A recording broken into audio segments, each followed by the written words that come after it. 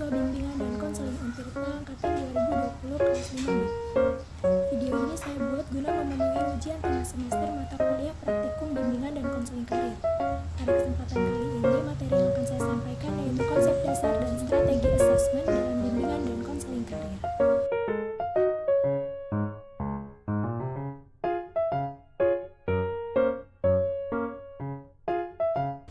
Materi yang pertama yaitu mengenai assessment test.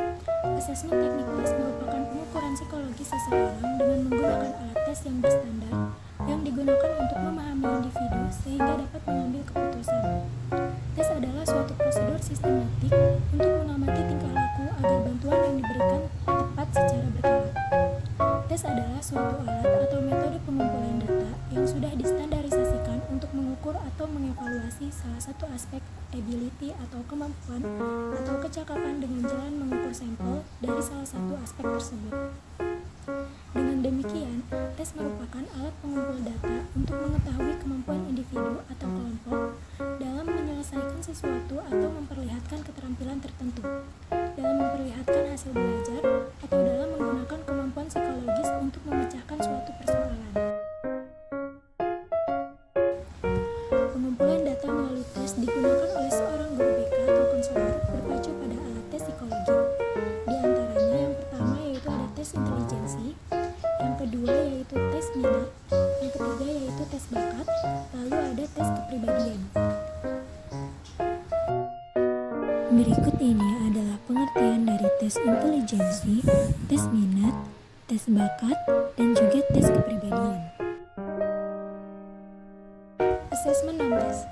Assessment teknik non-test adalah suatu metode pengumpulan data yang digunakan oleh konselor kepada konseling yang digunakan untuk mengungkapkan berbagai macam permasalahan yang ada pada diri konseling, serta hasilnya tidak digunakan untuk dibandingkan kepada suatu skor, namun hasil yang diperoleh akan dijadikan landasan bagi konselor dalam menyusun program layanan bimbingan dan konselingnya. Adapun macam-macam teknik asesmen teknik non-test yaitu wawancara, lalu ada observasi, yang ketiga angket, yang keempat sosiometri, kelima yaitu daftar cek masalah atau DCM, lalu ada alat ungkap masalah umum atau AUU, lalu ada alat ungkap masalah belajar atau AUPTSDL, ada juga inventory tugas perkembangan atau ITP.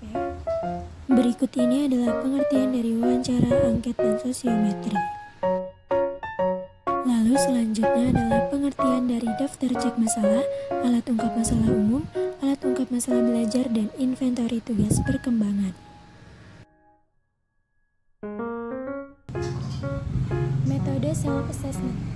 Self-assessment atau penilaian diri adalah suatu teknik penilaian di mana peserta didik diminta untuk menilai dirinya sendiri berkaitan dengan status, proses, dan tingkat pencapaian kompetensi yang dipelajarinya dalam mata pelajaran tertentu. Ini tercantum dalam Asep dan Haris pada tahun 2013 halaman 119.